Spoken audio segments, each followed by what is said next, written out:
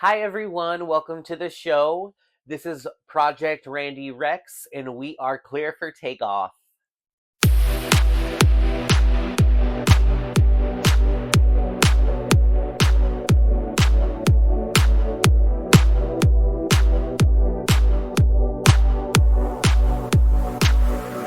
There's so much going on right now with movies and TV.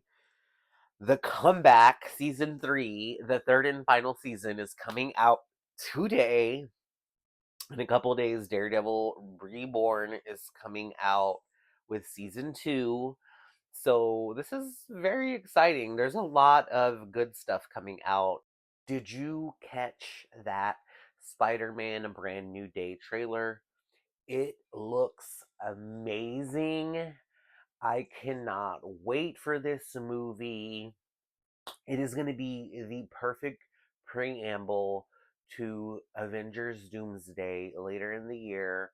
But the movie shows Peter Parker fighting some villains, struggling, losing his powers, metamorphosing into whatever the word is, into some next level Spider-Man. You get him interacting with MJ and trying to weasel his way back into her life. It looks like it is going to be amazing, and I cannot wait to see this movie July 30th.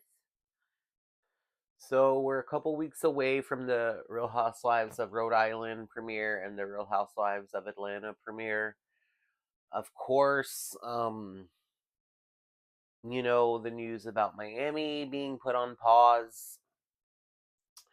Andy said it'll be back. I think one of the ladies said it'll be back. So I really do think that this is just like a pause for them and it's not being canceled. It was Lisa who said it's not canceled. And Andy's like, it'll be back. I really think it is just like a pause, how New York was put on pause and Atlanta was put on pause. Those shows are back. New Jersey was put on pause. That one's coming back. So, yeah, of course, it sucks to not know that the girls are filming. We all love the show as is.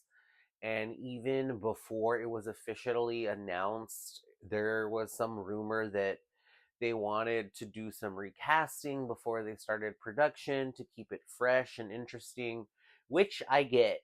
Miami was looming into that territory of where Salt Lake City was last season, where it's almost looming into that boring, repetitive, same old shit.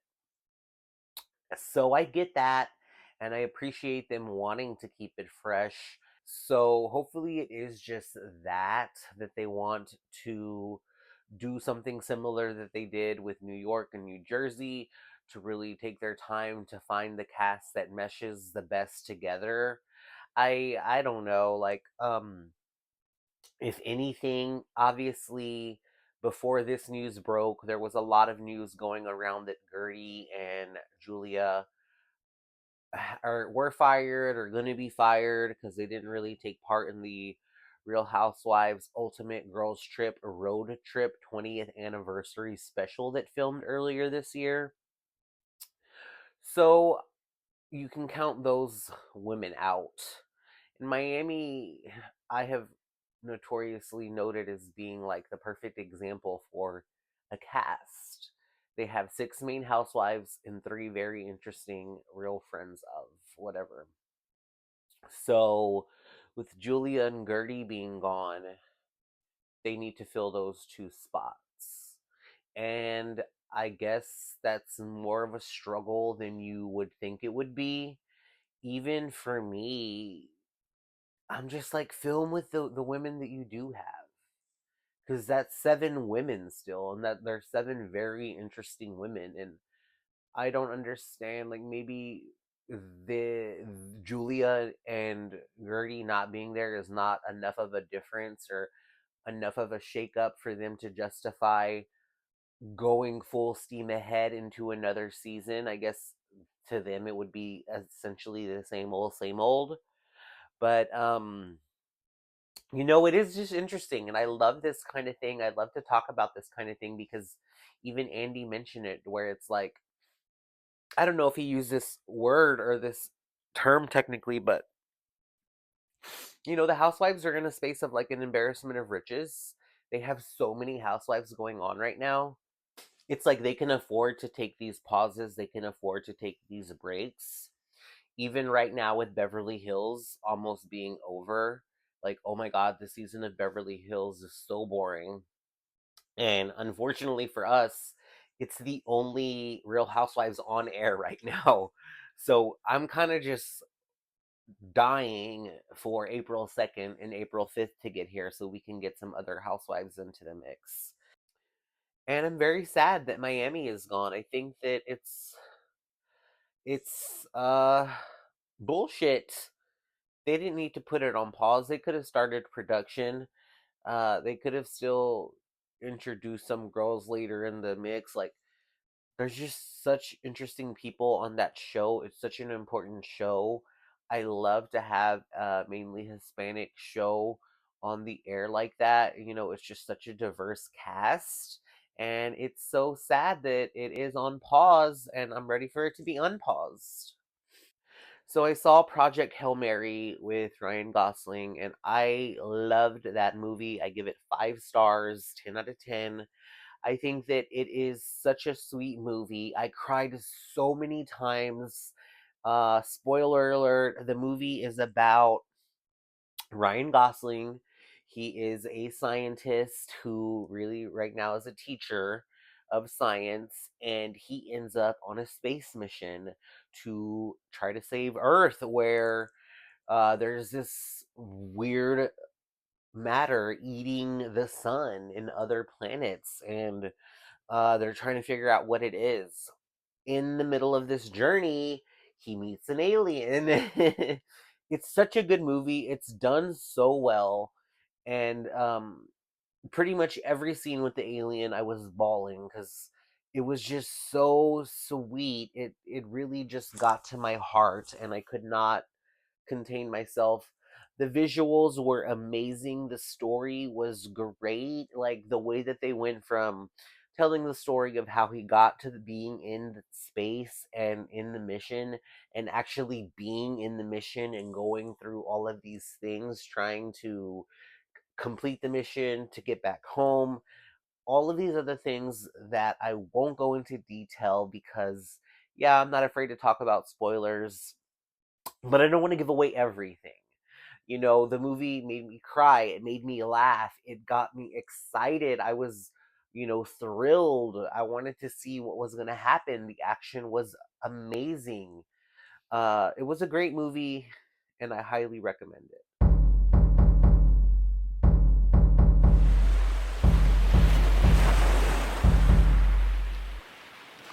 I'm so excited to talk about Survivor. This season keeps on giving. And we get a cute little segment right off of the bat when the show starts with a little talent show. Suri, Dee, and Camilla are the judges, and the 4 boys, Jonathan, Charlie, Devins, and Rizzo, are the contestants. Rick does a little bit of juggling that's not very that impressive to the judges.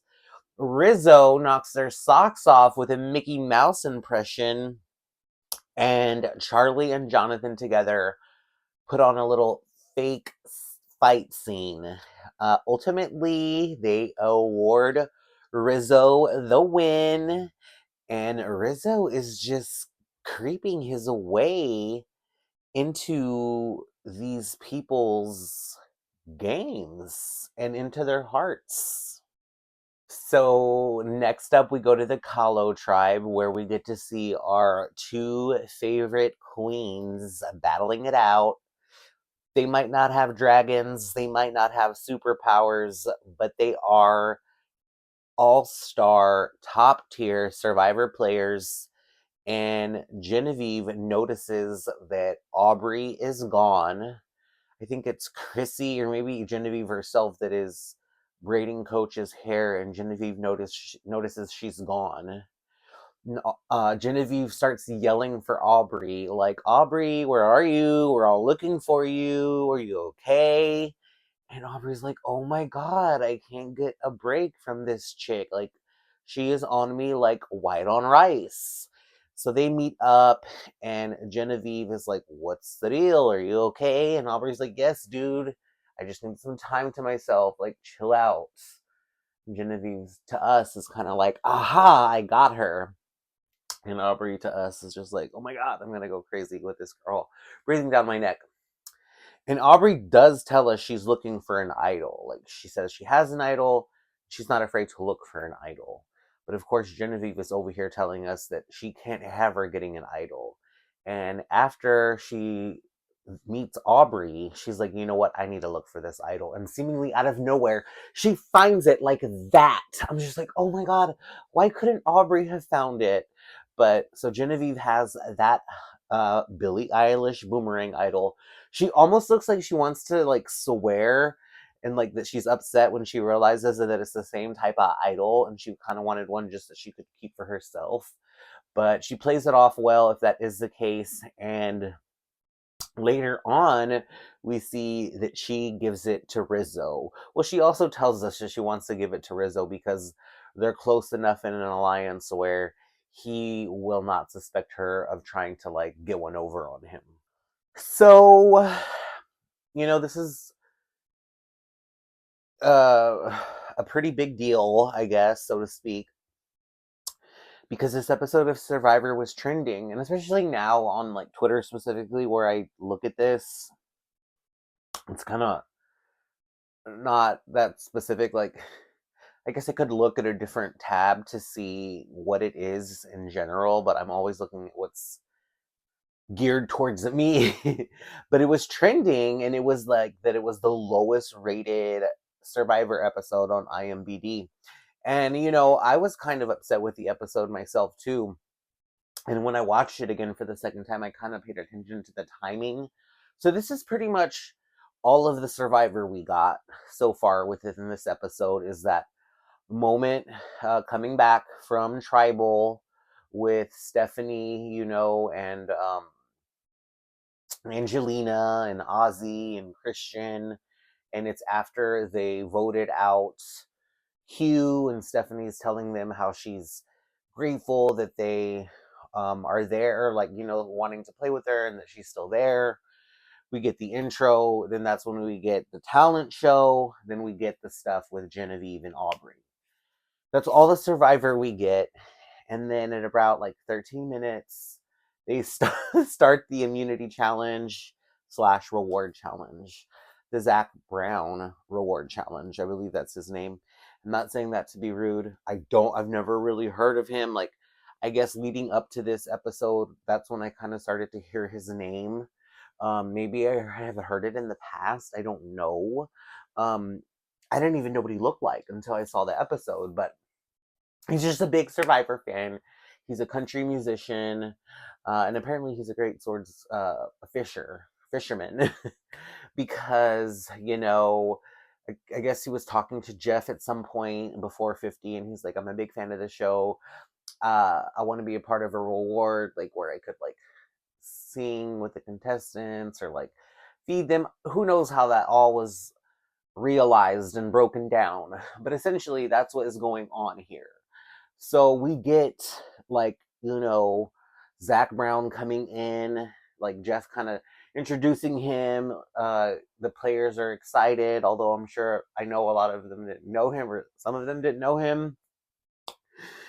As we see, Dee knows him for sure. Jonathan knows him. But so that's the immunity challenge and the reward challenge that they do. And the reward challenge is, this guy's gonna like eat with you. But he ends up like going out and like catching a fish. Anyway, we'll get to that. So yeah, starting from like minute 13, all the way to like 38 minutes. So about like 25 minutes is devoted to like Zach Brown as the reward challenge, the challenge itself, the winners enjoying the reward, seeing Zach go and fish for the food that he prepares for them, and then they have their moment where they eat. He performs songs for them. 25 minutes of this show. Altogether, the show is an hour and 4 minutes with no commercials. So that's like 40 minutes left for Survivor. And a lot of people obviously were vocal about that, and I'm glad, because I don't really mean any disrespect to Zach Brown, but it is so annoying. Like, oh my god, we get that you like the show, we like the show too, but like, it just felt like this 25 minutes was not about the show, and he almost feels like a little diva coming in, like, you know what? Well, I like this show too, and I'm gonna have you know it. It's just like, ugh, okay, fine. But yeah, so there's that. And then, of course, the tribe from last week, Vatu, loses again this week. And of course, I was wrong with my prediction. Stephanie was not voted out. There was this whole thing, because it's a 6-person tribe. We have the David and Goliath 3 of Christian, Mike, and Angelina. And then the other 3 are Emily, Stephanie, and Ozzy. So again, I thought that Stephanie would just be the easy vote, like a lot of people predicted, and then they would vote her out. But Mike, apparently, in his exit interview, Mike is the one that is voted out. Spoiler alert. He told Rob, or I don't know where I heard this. I don't know if he told Rob, but I heard in one somewhere, that he said Emily had put it out there that she would be more methodical about voting people out, and she wouldn't really like want to put a lot of emotion into it or something of that nature, where Mike was like, okay, this woman is a lot more cutthroat than the rest of us, and like, we need to get rid of her. She's dangerous. And so that's where we get, once after they lose, Mike is telling Christian and Angelina, like, we got to get Emily out of here. And so that's the 3 of them there voting for Emily, seemingly the 3 of them voting for Emily. Ozzy is hell bent on voting for Angelina. He wanted Angelina out last week, and he kind of went along with the Q vote just to get through it and be a team player. And then we have Stephanie and Emily, Emily being the target for the David and Goliath 3. So obviously, Christian doesn't want to get rid of Emily. So he goes to Stephanie and pulls her in. And then he goes to Emily and tells her that Mike is coming for her, but he's pulled in Stephanie, and the 3 of them can vote for Mike, and that Mike will go home and they will be safe. Ultimately, this is what happens. And I was so shocked. I didn't think that Mike was going to go home this early. I love Mike. I think he's a great person. I think he's a great artist, writer, director, actor. Um, I kind of went into this season having him like on the lower down on my list of like people that I wanted to see back and like people that I wanted to see succeed. But I will tell you, watching this season, I got so turned around on him, and I really fell in love with him, and I am gonna miss having him on this season. But that is a one person that I wanted to go home that did go home. So I was excited about that at the same time. So it was a lot of mixed feelings. Sad that he's gone. Sad that I'm not going to get to see him and his witty comebacks. But happy that that means that my big favorites that I have been rooting from the beginning are still in it to win it. And we see that next week we're going to lose 2 survivors. So right now we are at the top 19. And after next week, we're going to be at the top 17. That's going to be getting into the more normal range of contestants that we're used to for the past 5 years in Survivor. Usually they'll start with 18 contestants, or this season started out with 24. So we're just going to now be getting caught up to where what a normal, quote unquote, normal size season looks like. But other than that, it was just a really great episode. We got a little bit of the Sela tribe where Jonathan was upset that he didn't even get to shake Zach Brown's hand. Dee was crying that she didn't get to experience that. Dee seemed like the biggest Zach Brown fan out there. Aubrey kind of seemed like a fan as well. But yeah, so that's Survivor, and I cannot wait until next week. What a wild first couple of episodes this season of Survivor has been. And rightly so. It's season 50. We still have about a month and a half to go for this season. So if you're not tuning in, if you're not caught up, there's still plenty of time. Anytime, which I know is hard to find, anytime you have downtime, just sit back, relax, and know you are in for a treat.